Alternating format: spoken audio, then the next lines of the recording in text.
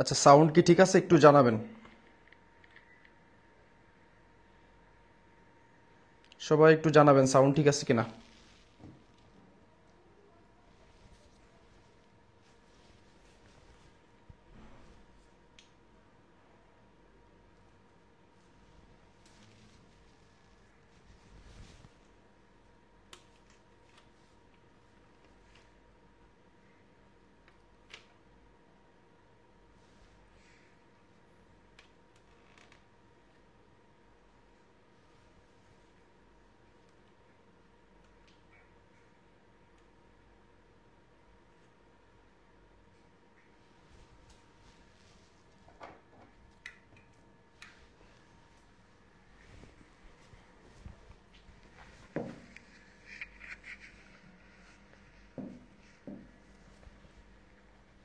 আচ্ছা, সাউন্ড কি ঠিক আছে একটু জানাবেন।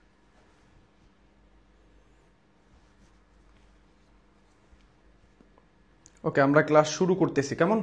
আচ্ছা, কোনো রকম কোনো অসুবিধা হইলে আপনারা কমেন্টে জানাবেন, বুঝতে অসুবিধা হইলেও অবশ্যই কমেন্টে জানাবেন কেমন।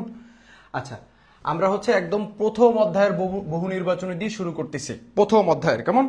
আচ্ছা, একদম টপ যে এমসিকিউ গুলো সেই এমসিকিউ গুলো আমরা সমাধান করবো। এখানে বোর্ড কি পরিমাণ আসছে দেখেন, সকল বোর্ড 18, তারপর হচ্ছিল আবার এটা হচ্ছিল Jessore board 16, Chittagong board 15, huge পরিমাণ বোর্ডে যে কোশ্চেনগুলো মোস্ট রিপিটেড, এই বেসিকগুলো ক্লিয়ার করে যদি আমরা পরীক্ষা হলে যেতে পারি, ঠিক আছে, তাহলে ইনশাল্লাহ আমাদের আর এমসিকিউ থেকে আটকায় রাখতে পারবে না। আমি একটু ক্লাসটা শেয়ার করে দিচ্ছি, আমাদের যে গ্রুপগুলো ক্লাসগুলো চলছে সেই গ্রুপগুলোতে আমি একটু ক্লাসটা শেয়ার করে দিই। বিশেষ করে আমার পেইড বেসের স্টুডেন্ট যারা ছিল ওরা এই এমসিকিউটার জন্য অনেক ওয়েট করছে। হ্যাঁ, ওদেরও আমি এমসিকিউ জন্য বলছিলাম যে তোমাদের আমি পরীক্ষার আগে এমসিকিউ করাবো। তো এটা একটু ওদের আমি শেয়ার করে দিচ্ছি, আমাকে একটা মিনিট একটু সময় দেন। অলরাইট, একটা মিনিট একটু সময় দেন আমাকে, ঠিক আছে, একটা মিনিট। আপনার যে ফ্রেন্ডরা আছে সবাইকে একটু মেনশন করে দিতে পারেন, যদি কারোর জন্য ক্লাসটা দরকার হয় তাকে একটু মেনশন করে দেওয়া যেতে পারে কেমন। আচ্ছা, মেনশন করে দেওয়া যেতে পারে, একটু মেনশন করে দিয়েন তাদের কেমন। আচ্ছা,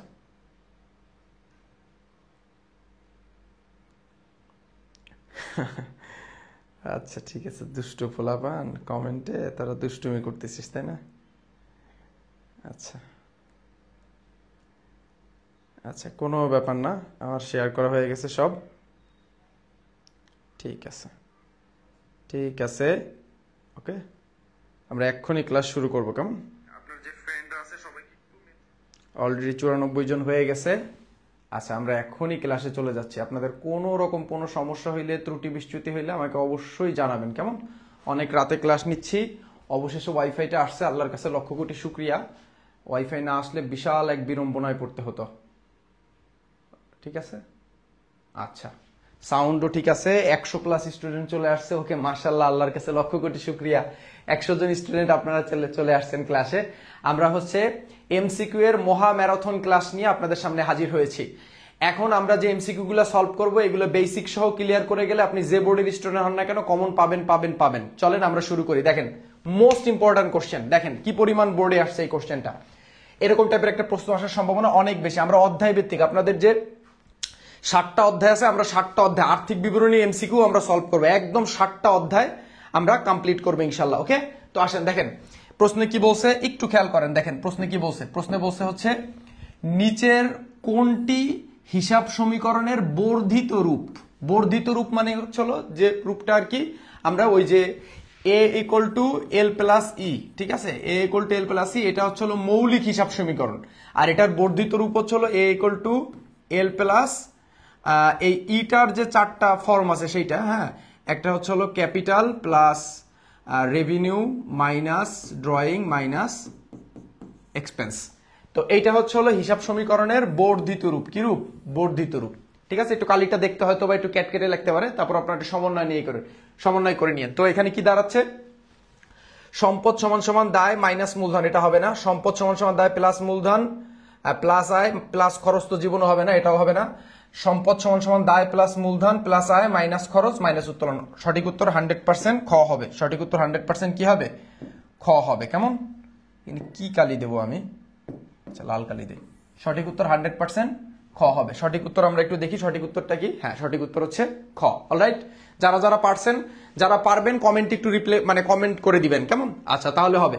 আমরা একটু পরের কোশ্চেনে চলে যাই। 2 নম্বর প্রশ্ন। আমরা কিন্তু প্রথম অধ্যায়ের টপ এমসি গুলো সলভ করছি। দেখেন, হিউজ পরিমাণ বোর্ডে এই কোশ্চেনটা আসছে। হিসাব বিজ্ঞানের মূল ভিত্তি কোনটি? হিসাব বিজ্ঞানের মূল ভিত্তি কি? ঘটনা, লেনদেন, হিসাব নাকি জাবেদা? বলেন, আপনারা বলেন, হিসাব বিজ্ঞানের মূল ভিত্তি কি? আমরা জানি হিসাব বিজ্ঞানের মূল ভিত্তি হচ্ছে হলো লেনদেন। হিসাব বিজ্ঞানের মূল ভিত্তি কি? লেনদেন। কারণ এই লেনদেন শনাক্ত করার পরেই কিন্তু আমরা হিসাব চক্রের যাবতীয় কাজ শুরু করি। কেমন? আচ্ছা, সঠিক উত্তর গ। নেক্সট কোশ্চেনে চলে যাই। ব্যবসায়ের অভ্যন্তরীণ দায় কোনটি? দেখেন, হিউজ পরিমাণ বোর্ডে আসছে। ব্যবসায়ের অভ্যন্তরীণ দায়, একটু খেয়াল করবেন, এখানে বলছে অভ্যন্তরীণ দায়। অভ্যন্তরীণ দায়, অভ্যন্তরীণ দায় মানে কি? ভেতরের দায়। যে দায়টা পরিশোধ করলে প্রতিষ্ঠানের ভেতরের কেউ পাবে, যে দায়টা পরিশোধ করলে প্রতিষ্ঠানের ভেতরের কেউ পাবে, সেটা হলো অভ্যন্তরীণ দায়।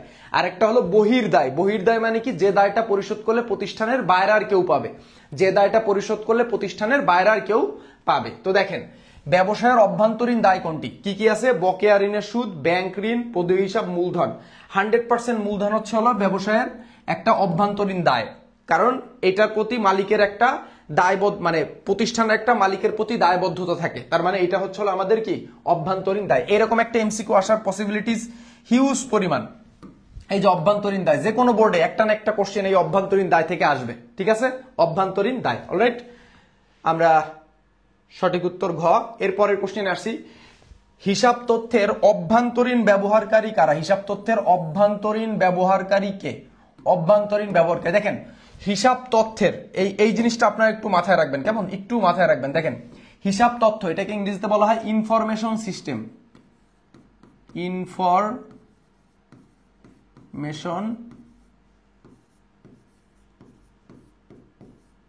ইনফরমেশন সিস্টেম, তথ্য ব্যবস্থা। অ্যাকাউন্টিংকে, হিসাব বিজ্ঞানকে বলা হয় হচ্ছে হলো ইনফরমেশন সিস্টেম। হিসাব বিজ্ঞানকে, কাকে? হিসাব বিজ্ঞানকে। আইসিটি কে কিন্তু ইনফরমেশন সিস্টেম বলে না। কাকে ইনফরমেশন সিস্টেম বলে? হিসাব বিজ্ঞানকে। কারণ হিসাব বিজ্ঞান আমাদের তথ্য দেয়। এখন এই হিসাব বিজ্ঞানের তথ্যর যে ব্যবহারকারী, এটা হলো দুই ভাগে ভাগ করা যায়। একটা হলো অভ্যন্তরীণ ব্যবহারকারী, আর একটা হলো বাহ্যিক ব্যবহারকারী। তো এটা দেখেন, হিউজ পরিমাণ বোর্ডে আসছে 22 সালে। কেমন? তো হিসাব তথ্যের অভ্যন্তরীণ ব্যবহারকারীকে সরকার জীবনেও না, সরকার বাইরের একজন পাওনাদার, সেও বাইরের লোক, এই প্রতিষ্ঠানের ভেতরে কেউ না। আয়কর কর্তৃপক্ষ, আয়কর কর্তৃপক্ষ মানে সরকার, এটাও প্রতিষ্ঠানের কেউ না। 100% সঠিক উত্তর হচ্ছে শেয়ার হোল্ডার। শেয়ার হোল্ডার মানে কে? শেয়ার হোল্ডার মানে হচ্ছে হলো মালিক। শেয়ার হোল্ডার মানে কে? মালিক। কারণ আমরা জানি শেয়ার হোল্ডার মানে কি? হোল্ডার মানে হচ্ছে হলো মালিক, যে হোল্ড করে রাখে। তার মানে শেয়ার হোল্ডাররা থাকে হচ্ছে হলো যৌথ মূলধনী কোম্পানির মালিক। তার মানে মালিক হচ্ছে হলো আর মালিক তো প্রতিষ্ঠানের ভেতরের লোক হয়। তার মানে মালিক হচ্ছে হলো অভ্যন্তরীণ ব্যবহারকারী। এই এমসিকিউ গুলো করলে আপনার মানে মানে প্রিপারেশন হবে টপ নচ লেভেলের। আমি 60টা অধ্যায়ের এমসিকিউ আমি বের করছি খুঁজে খুঁজে। একটু ক্লাসগুলো করেন ধৈর্য সহকারে। আর আমি পিডিএফটা আপনাদের ক্লাস শেষ করেই আপনাদের আমি আপলোড দিয়ে দিব ফেসবুকে ইনশাল্লাহ। কেমন? দোয়া করবেন। আচ্ছা, সঠিক উত্তর হচ্ছে ঘ। এরপর আসি, কোনটি বৃদ্ধিতে ব্যবসায়ের মূলধন বাড়বে? কোনটি বৃদ্ধিতে মূলধন বাড়ে? আমরা জানি মালিকানা সত্ত্বের উপাদান কিন্তু 4টা। কি কি? আয় আর মূলধন। এই দুইটার ফলে মালিকানা সত্ত্ব বৃদ্ধি পায়। ঠিক আছে? অলরাইট।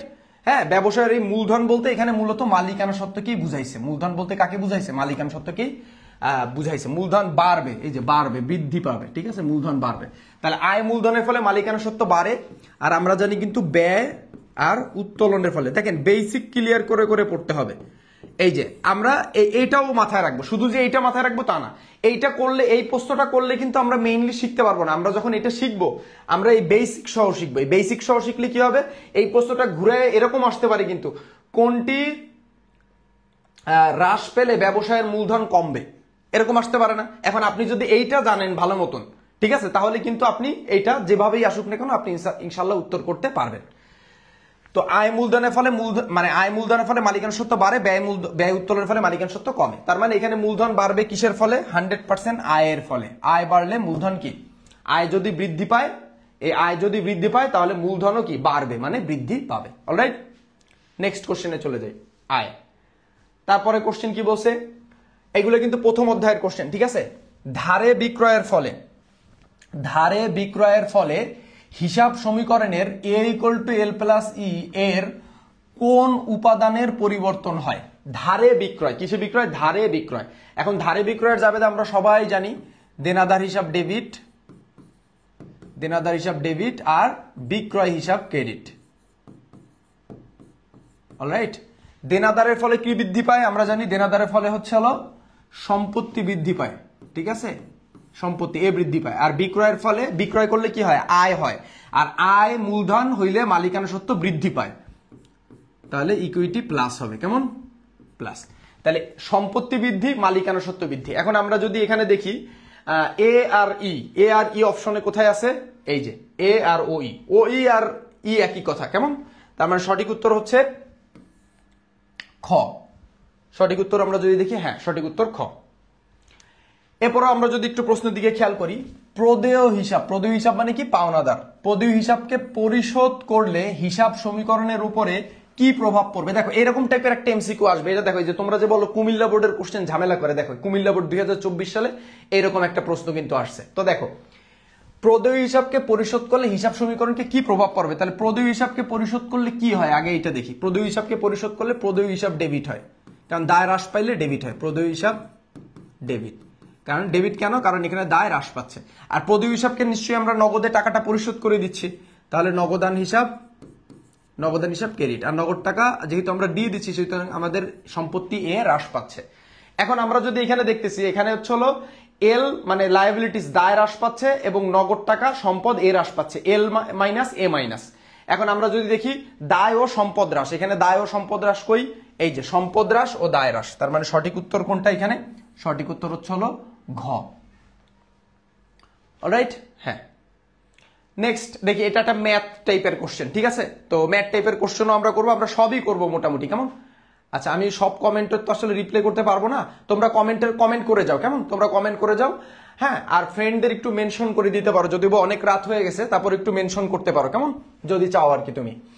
তো দেখো এই কোশ্চেনটা কিন্তু এসে গেছে বরিশাল বোর্ড 2024 সালে। তো দেখো এটা খুবই গুরুত্বপূর্ণ একটা কোশ্চেন, এবং এটা ঢাকা ইউনিভার্সিটিতে এই টাইপের কোশ্চেন অ্যাভেলেবেল আসছে ডিইউতে। আর আমার কেন যেন মন বলতেছে এরকম টাইপের একটা কোশ্চেন তুমি কোনো না কোনো বোর্ডে ইনশাল্লাহ কমন পাবা, ঠিক আছে। আচ্ছা দেখো, আমরা সুন্দর মতন প্রশ্নটা করি। প্রথমে কি কি দেওয়া আছে?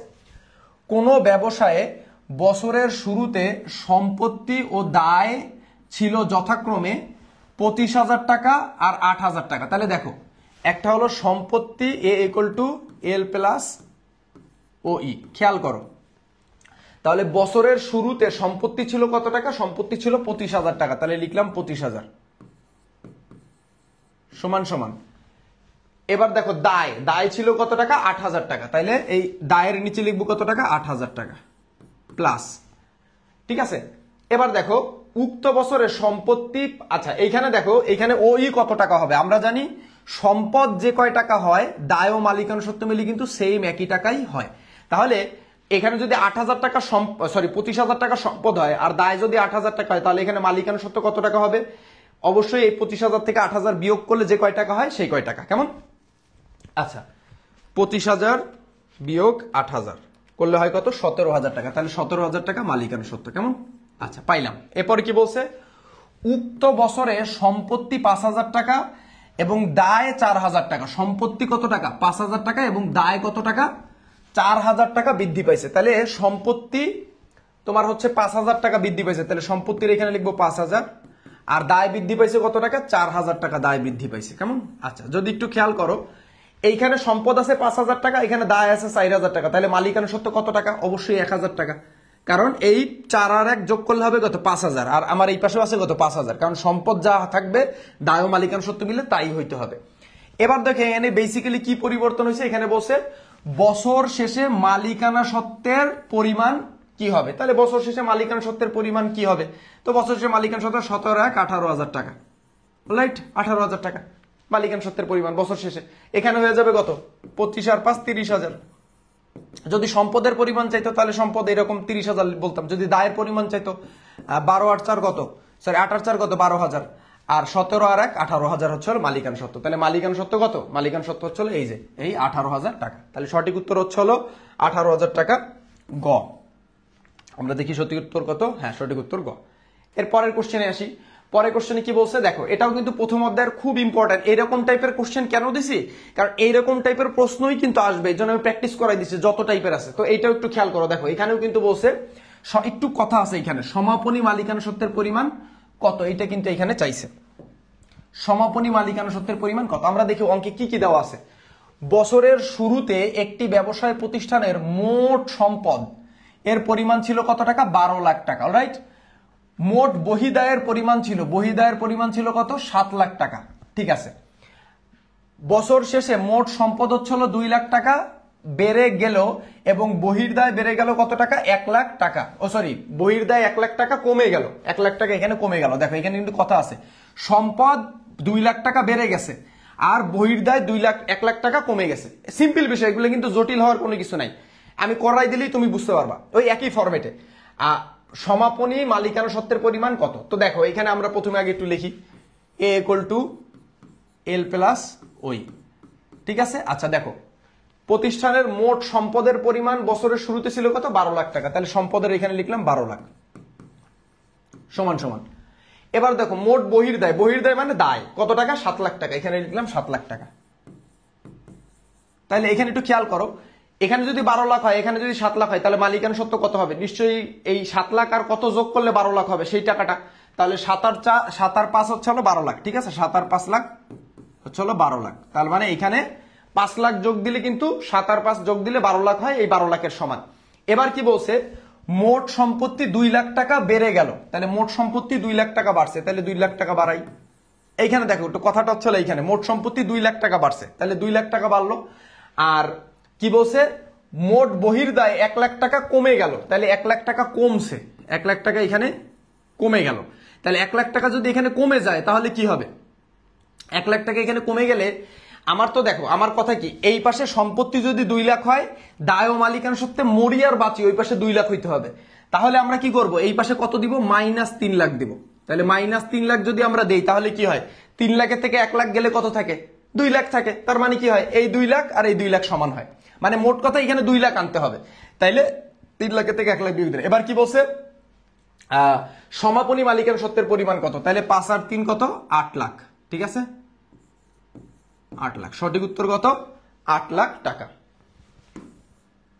ঠিক আছে, ক্লিয়ার? পরের কোশ্চেনে চলে যাই। ঠিক আছে, এটাও প্রথম অধ্যায়ের কোশ্চেন। তো দেখো, বিক্রয়ের উদ্দেশ্যে আসবাবপত্র ক্রয় করা হলে কোন হিসাবে ডেবিট করা হবে? তো দেখো, বিক্রয় হিসাবে, বিক্রয়ের উদ্দেশ্যে, কিসের উদ্দেশ্যে? বিক্রয়ের উদ্দেশ্যে আসবাবপত্র ক্রয় করা হলে, বিক্রয়ের উদ্দেশ্যে মনে রাখবা, বিক্রয়ের উদ্দেশ্যে যাই ক্রয় করা হয় তাই কি? পণ্য। বিক্রয়ের উদ্দেশ্যে যা ক্রয় করা হয় তাই কি বলো? পণ্য। তাহলে বিক্রয়ের উদ্দেশ্যে আমি আসবাবপত্র কিনি, মনে করো জায়গা জমি কিনি, আমি দালান কোঠা কিনি, আমি মেশিন কিনি, আমি অফিস সরঞ্জাম কিনি, আমি বিক্রয়ের উদ্দেশ্যে যা কিনবো, আমি বিক্রয়ের উদ্দেশ্যে যা কিনবো তাই হচ্ছে আমার জন্য কি বলো? পণ্য। ঠিক আছে, তাহলে কি ডেবিট হবে? অবশ্যই ক্রয় হিসাব। আর পণ্য নামে তো অ্যাকাউন্টিং হিসাব হয় না, কি হিসাব হয়? ক্রয় হিসাব। কেমন? তার মানে সঠিক উত্তর হবে হচ্ছে গ, ক্রয় হিসাব। আচ্ছা, এবার দ্বিতীয় অধ্যায়, দ্বিতীয় অধ্যায় হিসাবের বৈসমূহ। দ্বিতীয় অধ্যায়, ঠিক আছে, দ্বিতীয় অধ্যায় হচ্ছে হিসাবের বৈসমূহ। হিসাবের বৈসমূহ, চলো আমরা এই হিসাবের বৈসমূহ মানে প্র্যাকটিস করি। কেমন? আচ্ছা চলো দেখো, দুতরফা দাখিলা পদ্ধতির উদ্ভব কোন দেশে হয়? ঠিক আছে, চট্টগ্রাম বোর্ড 2022 সালের কোশ্চেন। আমরা জানি দুতরফা দাখিলা পদ্ধতি হচ্ছে হলো কোথায় উৎপত্তি হয়? এটা হচ্ছে হলো ইটালিতে। কোথায়? দুতরফা দাখিলা পদ্ধতি কোথায়? হ্যাঁ, ইটালিতে। ইটালিতে দুতরফা দাখিলা পদ্ধতি কোথায় উদ্ভব হয়? দুতরফা দাখিলা পদ্ধতি, এখানে একটু জিনিস মনে রাখবা, এই দুতরফা দাখিলা পদ্ধতি হচ্ছে হলো একটা বিজ্ঞানসম্মত পদ্ধতি। বিজ্ঞান সম্মত সর্বজনীন স্বীকৃত, সর্বজনীন স্বীকৃত বিজ্ঞানসম্মত পদ্ধতি, সর্বজনীন পদ্ধতি মানে সর্বজনীন স্বীকৃত পদ্ধতি। কেমন? আচ্ছা, এটা এই দুতরফা দাখিলা পদ্ধতি কত সালে? এটা হচ্ছে হলো 94 সালে এটা এই দুতরফা দাখিলা পদ্ধতি, হ্যাঁ, লুকা পেসিওলি হিসাব বিজ্ঞানের যে জনক, হ্যাঁ, লুকা পেসিওলি, তার যে লেখা প্রথম যে বই দুতরফা দাখিলা পদ্ধতির উপর, সুম্মা ডি এরিথমেটিকা জিওমেট্রিয়া প্রপোর্শনিয়া প্রপোর্শনালিটা, কেমন, তো সেই বইয়ে তিনি এই দুতরফা দাখিলা পদ্ধতি সম্পর্কে আলোচনা করছে, ঠিক আছে। এই দুতরফা দাখিলা পদ্ধতি উদ্ভব হয় কোন দেশে? ইটালিতে, ঠিক আছে। আচ্ছা, নেক্সট কোশ্চেনে চলে যাই। লুকা পেসিওলি ছিলেন কি? এটা হলো সিলেট বোর্ড 2021 সালে। লুকা পেসিওলি ছিলেন হলো কি? লুকা পেসিওলি ছিলেন একজন সন্ত্রাসী, ঠিক আছে, লুকা পেসিওলি ছিলেন একজন গণিত শাস্ত্রবিদ। লুকা পেসিওলি ছিলেন একজন কি? গণিত শাস্ত্রবিদ। এবং তোমরা এটা জানলে অবাক, মানে তোমরা জানলে অবাক হবে যে লুকা পেসিওলি কিন্তু ওই যে Leonardo da Vinci, Leonardo da Vinci, বানানটা ভুল যাইতে পারে, যাই হোক, লিওনার্দো দা ভিঞ্চি, এই লিওনার্দো দা ভিঞ্চি হচ্ছে, তোমরা হচ্ছে মোনালিসার একটা ছবি দেখো না, তো ওই মোনালিসার ছবি যে আঁকাইছে ওনার নাম হলো Leonardo da Vinci.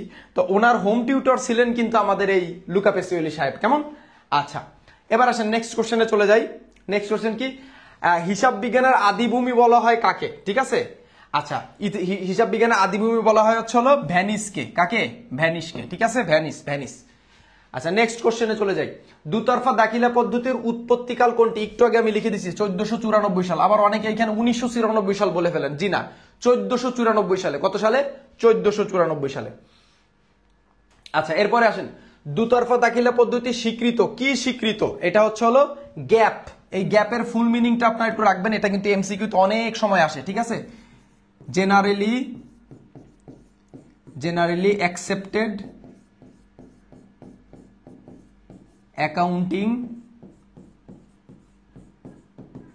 Accounting principles,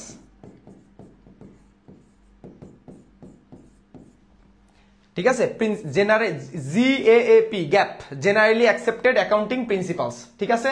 দুতরফা দাখিলা পদ্ধতি এটা হলো এই গ্যাপ কর্তৃক স্বীকৃত, কেমন, এটা হলো অ্যাকাউন্টিং এর অথরিটি এরা আর কি, ঠিক আছে।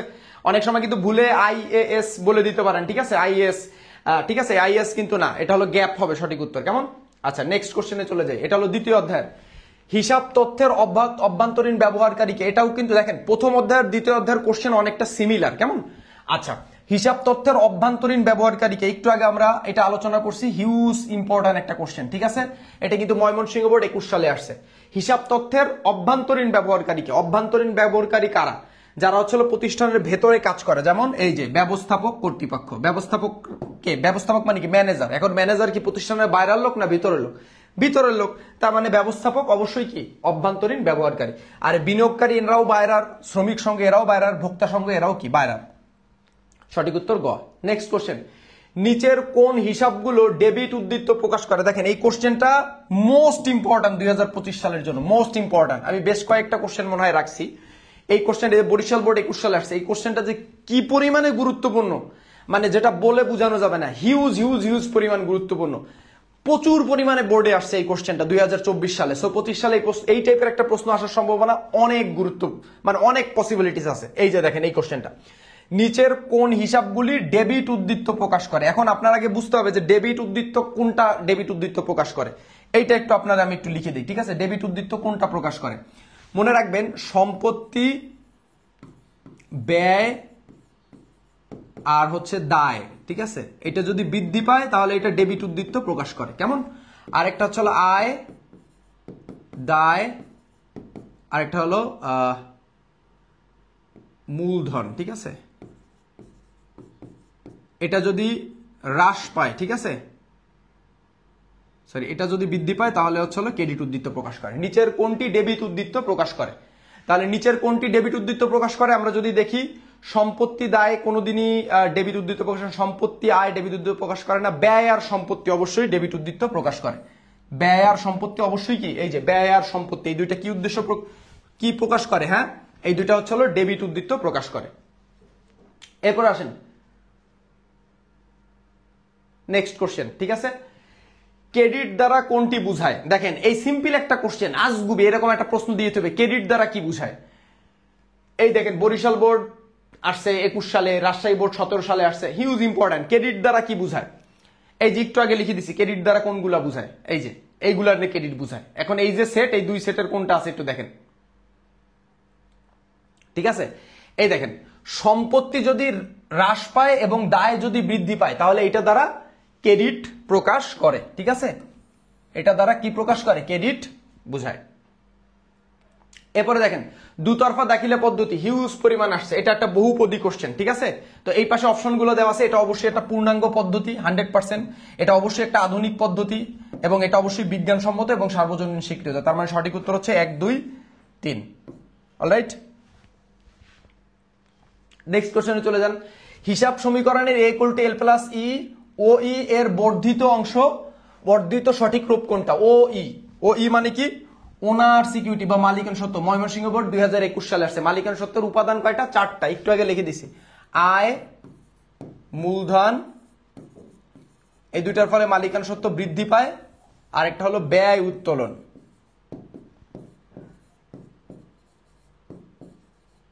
এই দুটার ফলে মালিকানা সত্ত্ব হ্রাস পায়।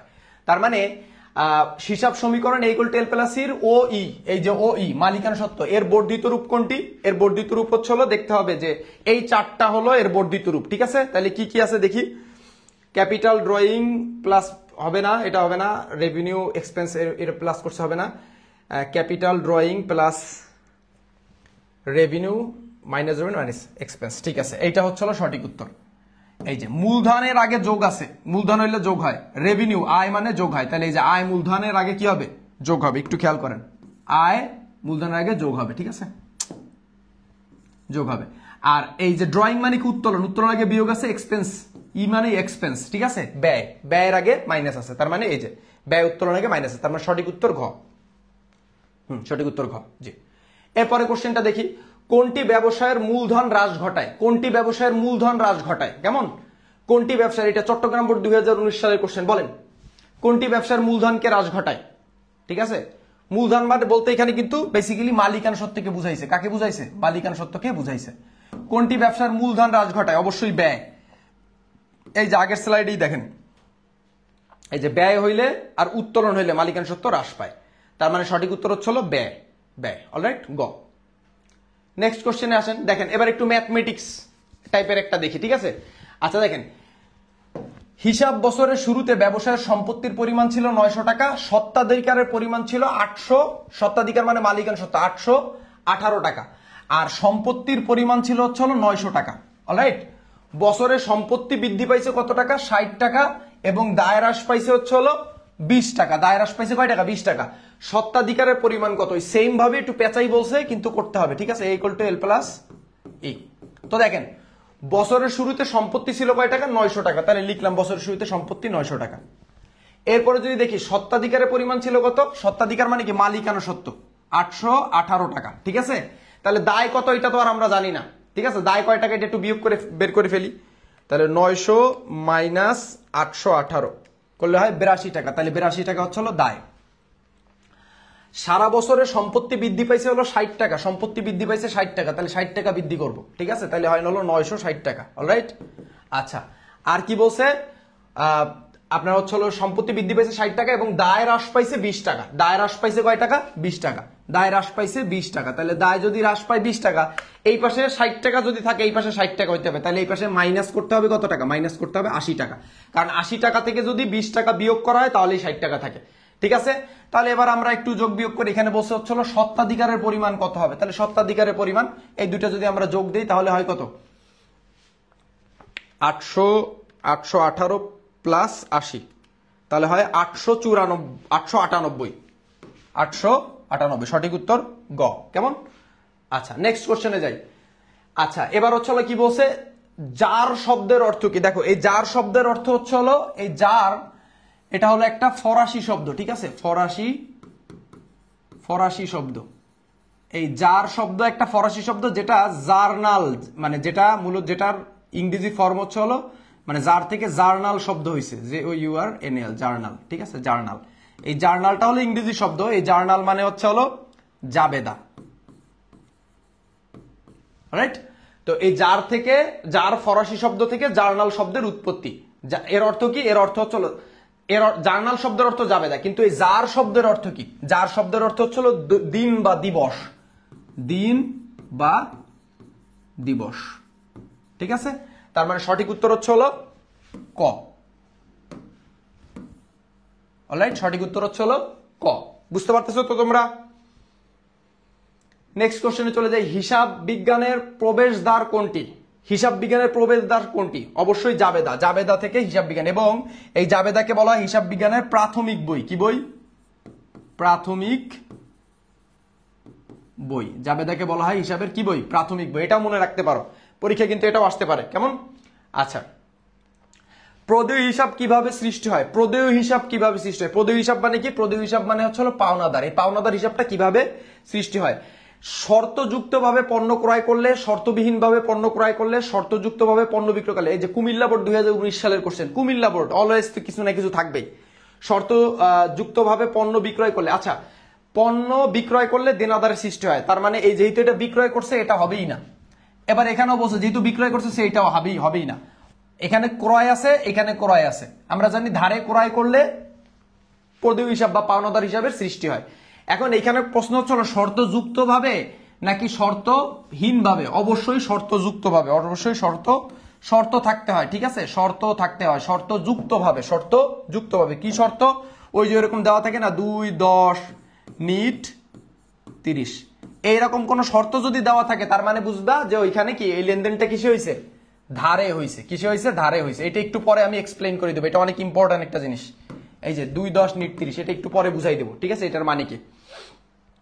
আচ্ছা, তো এই প্রদেয় হিসাব কখন হয়? যখন শর্তযুক্ত ভাবে পণ্য ক্রয় করা হয়, তার মানে ধারে পণ্য ক্রয়। শর্তযুক্ত ক্রয় মানে কি? শর্তযুক্ত ক্রয় মানে কি? ধারে পণ্য ক্রয়। শর্তযুক্ত ক্রয় মানে কি?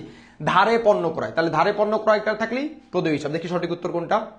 শর্তযুক্ত ভাবে পণ্য ক্রয়। নেক্সট, জাবেদাকে কি বলা হয়? জাবেদাকে বলা হয় হচ্ছে পাকা বই। কি বই? প্রাথমিক বই। সরি, পাকা বই বলা হয় খতিয়ানকে। পাকা বই কাকে বলা হয়? সরি, আমি ভুল বলে ফেলছিলাম। পাকা বই বলা হয় খতিয়ানকে। ঠিক আছে, আর খতিয়ানকে বলা হয় সকল বইয়ের রাজা। সকল বইয়ের রাজা। ঠিক আছে, এই দুইটা জিনিস একটু মাথায় রাখবা খতিয়ান সম্পর্কে। কেমন?